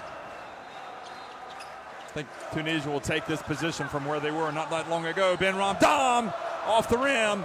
Abada battling for the rebound. Now El Brook. That was on line. And the ball goes over to Angola. I mean, what an impact, though, Gayaza's had in this second half. Oh, he's a completely different player in the second half to the first. I mean, we've barely noticed the measure. He's not been in the game for a long stretch. No. Yeah, he's got fouls, and we're not sure if he's fit, but Gayaza has given something to his team. Statistically, only 4 points and a rebound, but just the energy. Oh, it's the energy. Yeah. He's given them a belief here that they can make this game up. 3-on-1. They beat the pressure. Down to 7 minutes. Carlos Moraes now to Marea. Indoniema out to the perimeter, and Mingus misses. Now quickly to Abada in the open floor, and he's going to hold up. Angola were able to get back. Abada. Bounce pass to Ben Ramdam. He was challenged at the rim. Good play, Angola. Mingus with the block. Michael Roll is wanting the ball. Angola having to deny it to him. You know, he wants to take the big shot. Now Mingus over to Moraes. Moraes for three. Good! Oh, that's just stunned the crowd. It's gone from loud to silent in the matter of one shot there. Just opened up that lead once again. Almost a meter behind the arc.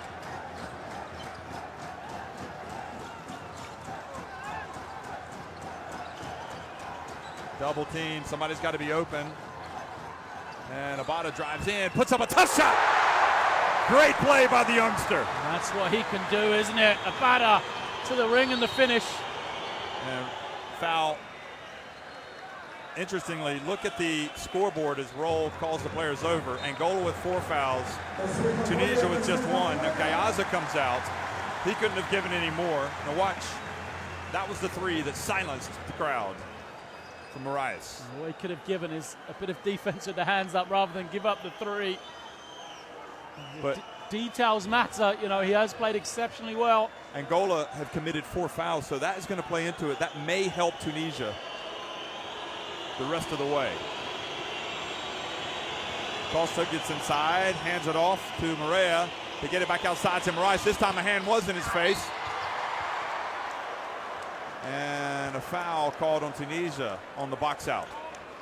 There's effort areas now, which Tunisia were dominating for the first couple of minutes, evening out. And the Nima on the glass, the block shot.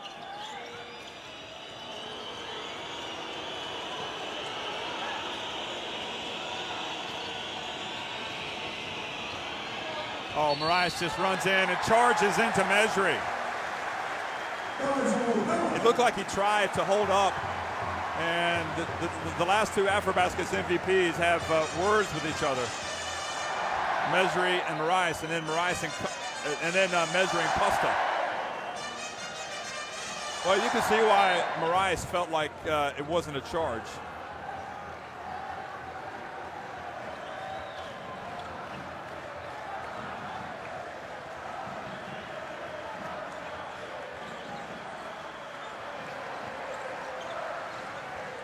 Indoniema was trying to cheat there to get another steal and fast break. Michael Roll back outside. Hadidane for 3. That's going to be too long. And Salah Mesri bats it back outside. Surely they've got to find El Mabrouk. And Abada had it knocked away by Costa. Good D from Costa.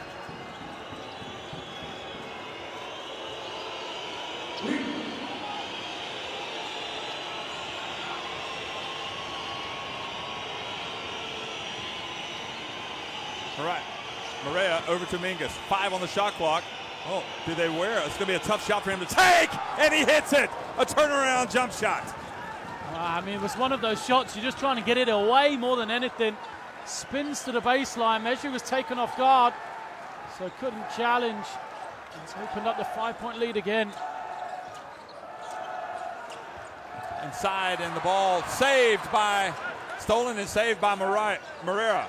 And now the ball almost goes out of bounds. Can they get it? That's the question. They do just in time.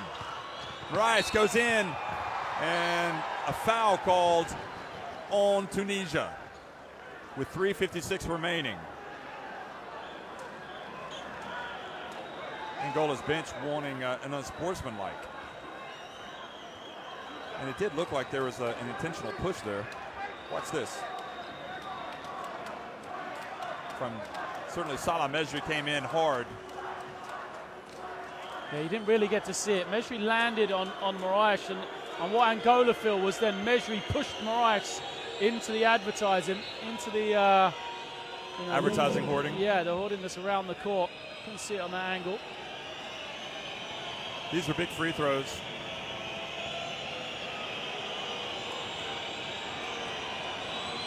Moraes tries to set himself. And rattles in the first one. He's got calm demeanor, Carlos Moraes, hasn't he? The previous possession, Mejri, after taking the charge, got in his face. Moraes just laughed, looked towards the official to say, what are you going to do? Same thing there. He's felt he's been pushed. Asked the official for an unsportsmanlike, doesn't get it. Just steps up, cool as you like, knocks down the first. Misses the second, though. And that leaves a 6-point gap for Tunisia.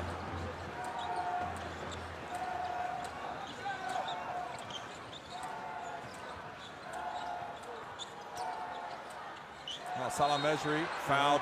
Nope, traveling. The call on Salah Mejri. I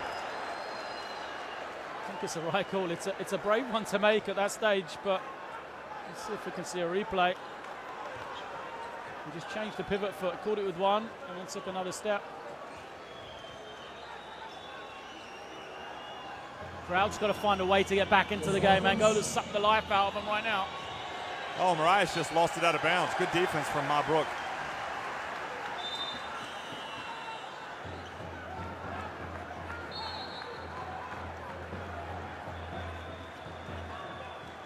So timeout on the floor. 47-41. Angola on top of Tunisia, but with 3 minutes and 28 seconds to go.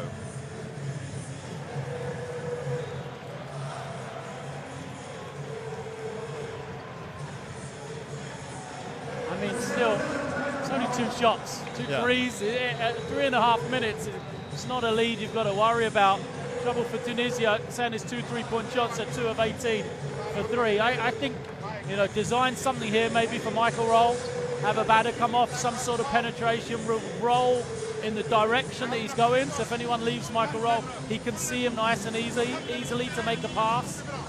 The other thing is try and ride the back of the emotion that Salah Mejri's got right now. They've also, I would like El Mabrouk to get his hands on the ball. That's true. I mean, he's the guy that's shooting with confidence right now, but he can't get any space with Indoniema guarding him. Yeah. He's been on him like white on rice.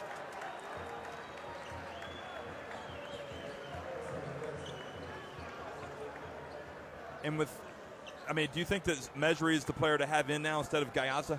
Yeah. It's just because of the rim protection? It's your 2011 AfroBasket MVP. It's money time. Yeah, you got to ride the back of him getting an offensive rebound. I just didn't know how rebound fit he was, though. Oh, absolutely. El Mabrouk. Now 10 on the shot clock. Here he is, El Mabrouk. Off the front of the rim. Well, they got it to the man. Yeah. Mejri's going to be called for number 4 here.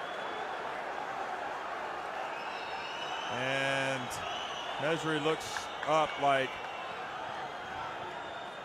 I haven't done anything.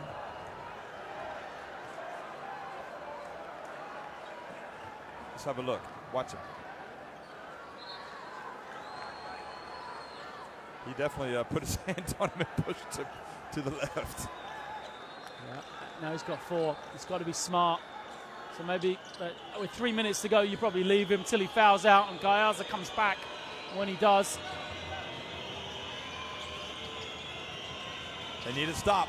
Yeah. Maria fake the handoff, goes to the end line, and almost an interception from Hadidane. Mingus drives in.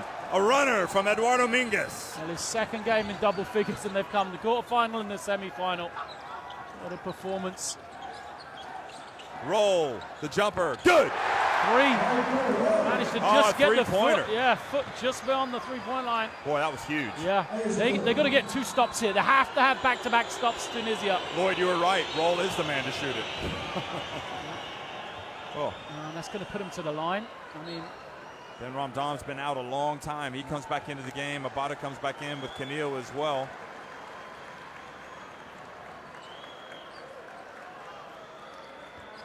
Boy, those guys that are going out, Hadidane and Abada, were terrific. And Costa gets a fortuitous bounce. Yeah, I mean, the early foul, it's one of those that could work in your favor or against you. I don't think they meant to do it Tunisia, but if he misses one, it's worked. And it does. And Maria kept it alive. Not if you give up an offensive rebound, though. That was crucial. Oh, and Maria went in for the dunk. So a break for Tunisia.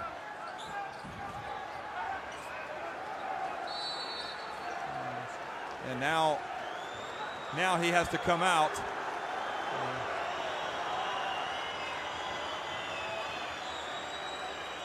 And Yannick Moreira's not feeling much sympathy for Salah Mejri. I think he's definitely got issues. Yeah, I mean, you can see he's been injured. He's trying to give it all. And trying to keep his emotions in check here. So he goes out, and Gayaza back in. So Gayaza was one of the guys that really sparked him in the comeback. Number 11. It's all happening here in Tunisia. Under 2 minutes to go. And Kaniwa just fumbled the ball. Now Costa gets it over to Maria. He brings it back out. I think he got away with a travel. Yeah, I think he did. With 1:40 to go.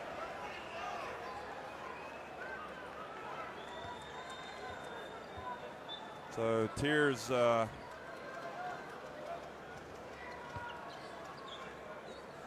from Salah Mejri, the AfroBasket 2011 MVP.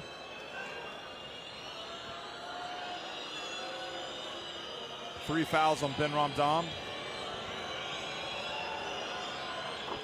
And Yannick Moreira makes the first and points to the heavens. 9 points.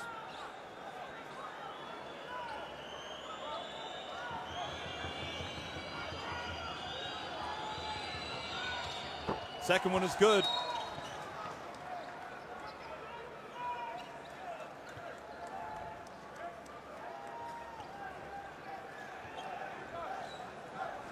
Still time, but not much room for error now for Tunisia. We've got to find Michael Roll or Ben Ramdar to just catch and go, try and get to the line, or he can make Kaniwa it. for three. Good shot. Ben Ramdar tries to knock it out. Kaniwa, instead of taking it out, now Ben Ramdam goes in and puts it up off the glass. Plenty of time. They've been fouling. They need to identify who they want to foul. Yeah. Well, Costa might not be a bad one. Ndoniema inside to Mingus. Well, they would have been better off fouling. Yeah. With heady play, Angola. They avoided the fouls. And they just took the easy two because they were there. Now, El Malbrook, and offensive foul called against Ben Ramdam. And look at the Angolan bench. They can sense it now. This thing is almost over. They are up by 8 and have possession.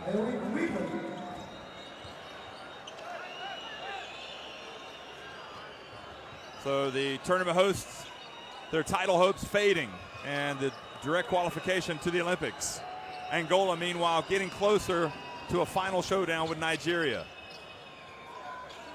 Moraes for three. Ben Ramdam quickly pushes it up the floor. Gets it to Kaniwa.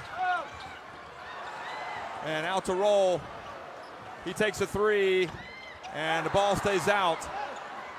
Ben Ramdam puts it back up. Gets it back to 6. They need a foul, and they get one with 20.3 seconds to go. And some fans giving up here. Yeah. They've obviously never watched basketball. There's still time. You never give up.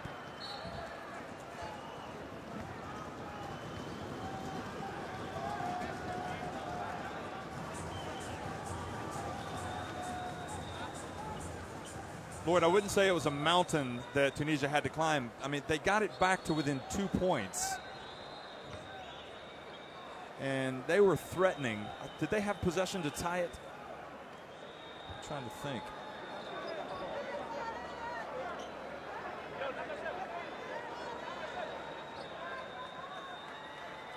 They got to 41-39 with 8:21 to go after a basket from Hadidane. And then Carlos Moraes went and hit the big three-pointer. And since that time... that was 2 minutes later, though. It was a 2-minute spell of a 2-point game. Yeah. So they had their opportunities.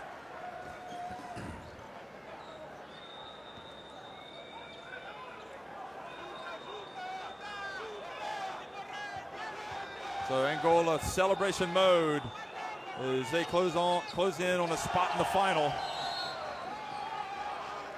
Tunisia called timeout. You know, in the grand scheme of things, as the disappointment for Salah Mejri and the fans becomes apparent, you know, to make it this far in the AfroBasket, even as the host nation, is nothing to sneeze at. And they can still get that third place. Yeah, I mean, absolutely. And that's the thing for Tunisia. They've got to rebound from this. They have to, you know, be aware that they've got a second shot of getting to the Olympic qualifiers. Or they've got a second shot of getting a place on the podium, excuse me. And that shouldn't go unnoticed. You know, there'll be a full house again, I'm sure, tomorrow. You know, Tunisia need to respond from this. They don't deserve a fourth place finish. But, of course, it's going to be a tight game against Senegal.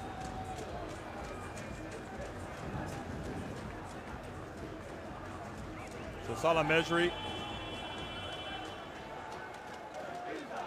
you know, especially with the situation with Mejri, I mean, let's be honest, he looks not at full, you know, there are questions about whether or not he was going to play, and he really gave it everything he had. Absolutely. I mean, there's people told me he's risking his NBA career by playing in this tournament for Tunisia. You know, I don't think that's over-exaggerating at all. You know, he's risked a long-term injury which might see him not make the NBA, you know, but that's what it means to play here for Tunisia. Roll, puts up a three and hits it. Makes it a 5-point game, and they get the quick foul. And a timeout, I think, is called.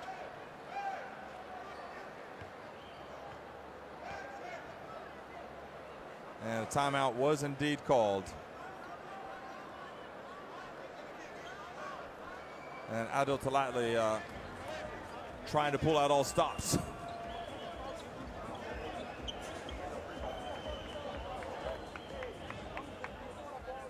Trying to say that the timeout couldn't have been called, but if they'd already been over to the table. I think he's worrying about the time. He thinks time's gone off after the score, but no, you got it right.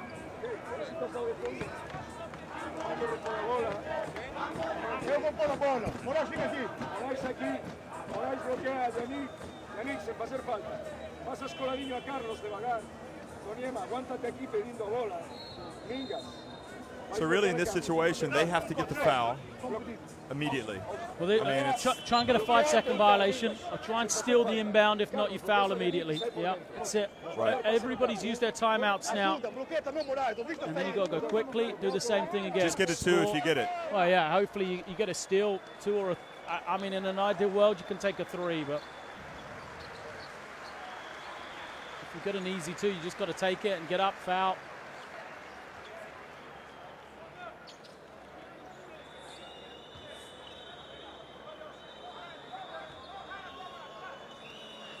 So he's going to inbound it, and he's going to look for Moraes popping up.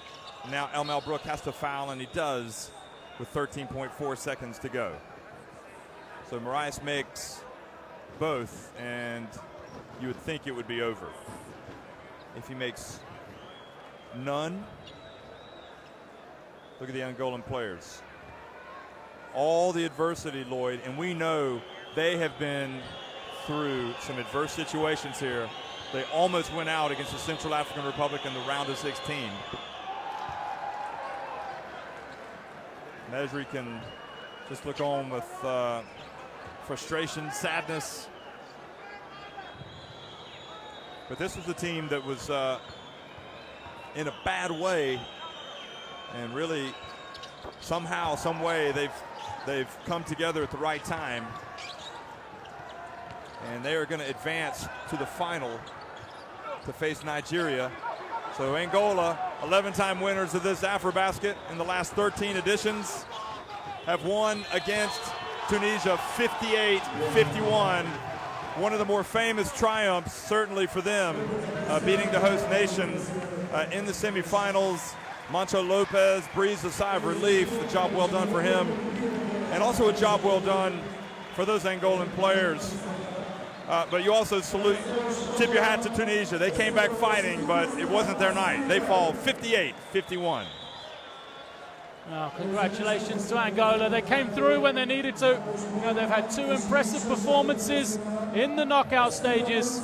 And as they go over to say, you know, to check that Mejri's all right, you know, for Tunisia, it's frustration, you know, disappointment from them because they haven't really played at their best. That's going to leave the sour taste, you know, that it wasn't a performance they wanted. And they really, if they're going to lose, they want to lose going out, playing well, just being beaten by a better team. And I don't think they'll feel that after this game today. But the Angolan defense was very good indeed. And, you know, overall, you'd say they really deserved the victory. So one more time here from the Rades on the outskirts of Tunis. It's Angola winning at 58-51 over Tunisia. They will play Nigeria for the title and a spot in the Olympics. And Tunisia have to settle for the battle for third place against Senegal. Thanks for watching, everybody.